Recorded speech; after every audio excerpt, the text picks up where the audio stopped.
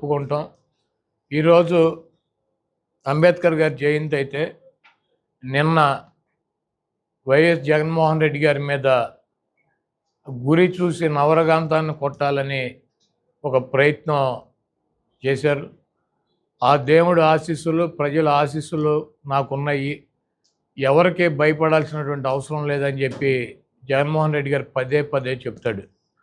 ఆ దేవుడు ఆశీస్సులు, ప్రజల ఆశీస్సులు ఉన్నాయి కాబట్టే ఆ రోజు ఎయిర్పోర్ట్లో పాదయాత్ర టైంలో ఆయన్ని మెడ మీద కత్తితో పొడవాలని చెప్పి ప్రయత్నం చేస్తే అది భుజానికి తగిలి ఆయనకి ఎటువంటి ప్రమాదం లేకుండా బయటపడ్డాడు.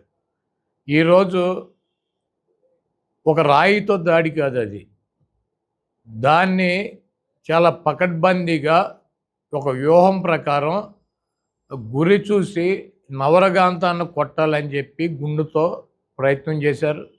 అది ఒక అంగుళంన్నర పక్కకు జరిగి, ఆయన ఎందుకంటే కదులుతూ ఉంటాడు కాబట్టి వెహికల్ మీద పక్కకు జరిగి కన్ను మీద తగిలింది. ఈరోజు దాన్ని ఖండించాల్సినటువంటి పెద్దలు సంస్కారహీనంగా జగన్మోహన్ రెడ్డి గారు దాడి చేయించుకున్నారని చెప్పి చెప్పుకునేటువంటి పరిస్థితి. ఈరోజు జగన్మోహన్ రెడ్డి గారికి ఒక శత్రువు కాదు, జగన్మోహన్ రెడ్డి గారిని రాజకీయంగా ఎదుర్కోలేక, జగన్మోహన్ రెడ్డి గారిని రాజకీయంగా ఏమీ చేయలేక 10 సర్వేలు చేస్తే ఈ రాష్ట్రంలో కానీ ఈ దేశంలో కానీ ఉన్నటువంటి నీతి నిజాయితీతో ఉన్నటువంటి సంస్థలో 9 సంస్థలు జగన్మోహన్ రెడ్డి గారికి 125 పైన అసెంబ్లీలు, 20 పైన పార్లమెంట్లు వస్తాయని చెప్తుంటే రాజకీయంగా నిరుద్యోగులైనటువంటి కొంతమంది వెధవలు, రాజకీయంగా జగన్మోహన్ రెడ్డి గారిని తట్టుకోలేనన్నటువంటి కొంతమంది వెధవలు, అదేవిధంగా డాక్టర్ బిఆర్ అంబేద్కర్ గారి విగ్రహాన్ని 125 అడుగుల విగ్రహాన్ని విజయవాడ నడిబొడ్డులో పెట్టారన్నటువంటి కక్షతో కొన్ని వర్గాలు ఈరోజు జగన్మోహన్ రెడ్డి గారి మీద దాడి చేసాయని చెప్పి నేను భావిస్తున్నాను. డెఫినెట్గా అంత దమ్ము ధైర్యం ఒక ముఖ్యమంత్రి మీద దాడి చేయాలి అంటే ఆ రకంగా ఒక ముఖ్యమంత్రి ప్రాణాలు తీయటానికి కూడా వెనకాడనటువంటి పరిస్థితి ఉందంటే దీని వెనక చాలామంది పెద్దలు ఉన్నారు. వాళ్ళు ఇచ్చినటువంటి ధైర్యం కావచ్చు, వాళ్ళు ఇచ్చినటువంటి సొమ్ము కావచ్చు, ఈరోజు జగన్మోహన్ రెడ్డి గారి మీద నిన్న దాడి జరిగిందని చెప్పి నేను భావిస్తున్నా.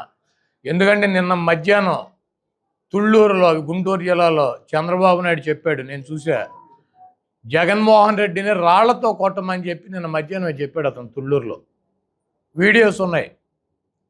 జగన్మోహన్ రెడ్డిని రాళ్లతో కొట్టండి, దుర్మార్గుడు, సైకో, అతని మీద రాళ్లతో దాడి చేయండి అని చెప్పి నిన్న మధ్యాహ్నమే మరి చంద్రబాబు చెప్తే ఈ పచ్చ కుక్కలో ఈ తెలుగు తమ్ముళ్ళు కులాన్మాదంతో ముదిరిపోయినటువంటి పిచ్చి పరాకాష్ఠకెక్కినటువంటి కొంతమంది వ్యక్తులు చంద్రబాబు మాటలు విని జగన్మోహన్ రెడ్డి గారిని చంపడానికి అది ఒక రాయి ఇసిరితే వచ్చి అంత ఫోర్స్గా ఒకళ్ళకి తగిలి పక్కన ఉన్నటువంటి ఎల్లంపల్లికి తగిలి, ఈయనకేమో నుదురు మీద చిట్లి పక్కన ఉన్నటువంటి ఎల్లంపల్లికి కూడా అంత గాయం జరిగిందంటే అది ఎంత ఫోర్స్గా వచ్చింది.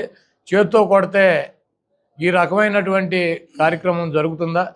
ఇంకోటి చెబుతున్నాడు, ఇందాక ఒక తెలుగుదేశం పార్టీ కుక్క ఒకడు వచ్చి చెబుతున్నాడు, ఏమని, జగన్మోహన్ రెడ్డి గారు అంటే కరెంటు తీయించేశాడంట. ఆయన 18 అడుగుల బస్సు మీద నిలబడి ఉన్నాడు, 18 అడుగుల బస్సు మీద నిలబడి ఉన్నాడు. ఆయన ఒక 6 అడుగులు హైట్ ఉంటాడు, అంటే 24 అడుగులు, 2 అడుగులు చెయ్యి ఎత్తి చెయ్యి ఊపుతున్నాడు. అంటే దాదాపు 30 అడుగుల పైన కరెంటు వైర్లు ఉండవు, కొన్ని వైర్లు కిందకు ఉంటాయి. ఒక ముఖ్యమంత్రి కానీ ఒక ప్రధానమంత్రి కానీ ఒక ర్యాలీ పెట్టుకున్నప్పుడు పైన ఉన్నటువంటి కరెంటు తీగలు తగిలి ప్రమాదం జరుగుతుందని చెప్పి వాళ్ళు వెళ్ళేటువంటి రూట్లో కరెంటు తీసేస్తారు. ఇది ఆనవాయితీ. చంద్రబాబు గారికి సిగ్గులేదు, వీడు ముఖ్యమంత్రి కూడా ఎక్కడ కరెంటు తీయలేదు, వీడు బస్సు ఎక్కితే జగన్మోహన్ రెడ్డి గారు కరెంటు తీయించేశారా? పగలు కూడా తీసేస్తారు కరెంటు ముఖ్యమంత్రి ప్రయాణం చేస్తా అంటే. ఒక బస్సు మీద ఎక్కి పైన ఎక్కి చేతులు ఊపుతా నమస్కారాలు పెడతా ప్రయాణం చేస్తే పైన ఉన్నటువంటి కరెంటు తీగలు తగులుతాయేమో, ఎవడొకటి బస్సు మీద ఇంకో 4 నిలుబడి ఉంటారు, చేతులు ఎత్తి ఎవడికన్నా షాక్ కొడతాని చెప్పి ఇది ఆనవాయితీగా. ప్రైమ్ మినిస్టర్ వెళ్తున్నా కూడా కరెంటు తీసేస్తారు, ముఖ్యమంత్రి వెళ్తున్నా కూడా కరెంటు తీసేస్తారు, పైన వెళ్ళి ఓపెన్ టాపులో తిరుగుతా అంటే. ఇటువంటి దుర్మార్గపు మాటలు.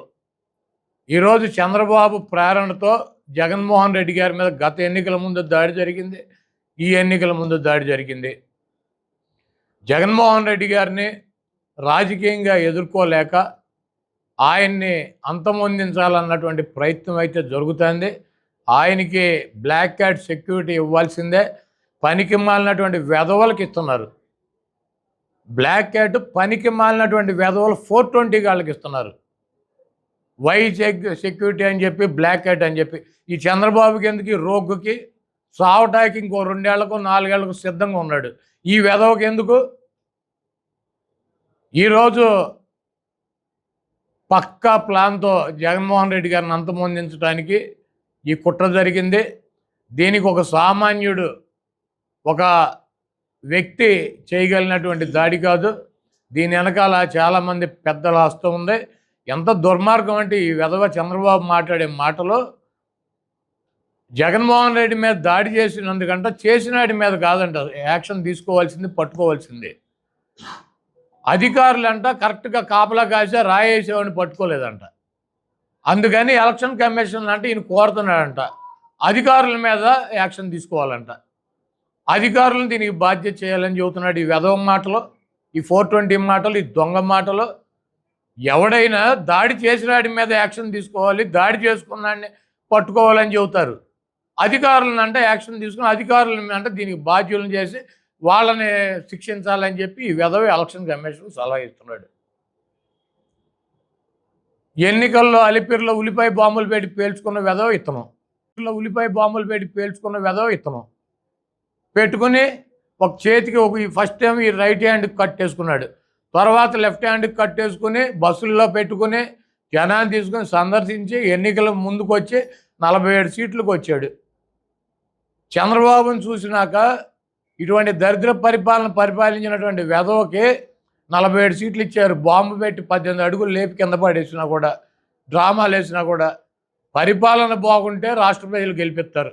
చంద్రబాబు లాంటి వెధవ పరిపాలించి రాళ్లతో కొట్టించుకుంటేనో బాంబులతో పేల్పించుకుంటేనో అధికారంలోకి వస్తారా? మరి 47 సీట్లు ఎందుకు వచ్చినాయి ఈ 420 గాడికి? ఈ చంద్రబాబును చూసి 47 సీట్లు వచ్చినాక ఇటు కారులో 18 అడుగులు ఎగిరి కింద పడినాక ఎవడన్నా రాళ్ళు పెట్టి, గులకరాళ్ళు పెట్టి, చాకులు పెట్టి పొడిపించుకుంటారా? ఇటువంటి చిల్లర నాటకాలు డ్రామా కంపెనీ తెలుగుదేశం పార్టీ. దానికి అధ్యక్షుడు చంద్రబాబు నాయుడు, ఈ డ్రామా కంపెనీకి. కాబట్టి ఇటువంటి దాడి చేసినటువంటి వ్యక్తుల మీద, వెనకున్నటువంటి 420 చంద్రబాబు లాంటి వెధవల మీద యాక్షన్ తీసుకోవాలి. అదేదో రాయి చేత్తో ఇసిరి కొట్టింది కాదు. డెఫినెట్గా చాలా బలంగా, చాలా స్పీడ్గా టార్గెట్ చేసి నవరకాంతాన్ని ఆయన చంపటానికి ప్రయత్నం జరిగింది. అది ఇక్కడ తగలకుండా ఇక్కడికి వచ్చి కనుక తగిలితే ఆ ఫోర్స్కి జగన్మోహన్ రెడ్డి గారు ఉండేవాడు కాదు. అది ఒక చేత్తో ఇసిరింది కాదు, దాన్ని గురి చూసి గన్నుతోనే కొట్టారు. దానికి ఎక్విప్మెంట్ తెప్పించారు. జగన్మోహన్ రెడ్డి గారు ఎన్నికల ప్రచారంలో తిరుగుతాడు, ఆయన ఏదో ఒకటి చేయాలన్నటువంటి దుర్మార్గంతో ఇదంతా పక్కా ప్లాన్గా ముందు నుంచే ఉన్నారు. వాళ్ళకి విజయవాడ అయితే కనుక పట్టుకోలేరని చెప్పి, వాళ్ళకు సొంత స్థావరం లాంటి ప్లేస్ అని చెప్పి అక్కడ టార్గెట్ చేసి కొట్టారు. కాబట్టి ఈ చేయించినటువంటి 420 గాళ్ళ మీద, ఆ కార్యక్రమాన్ని చేపట్టినటువంటి వెధవుల మీద ఇమ్మీడియట్లీగా యాక్షన్ తీసుకోవాలి అధికారులు.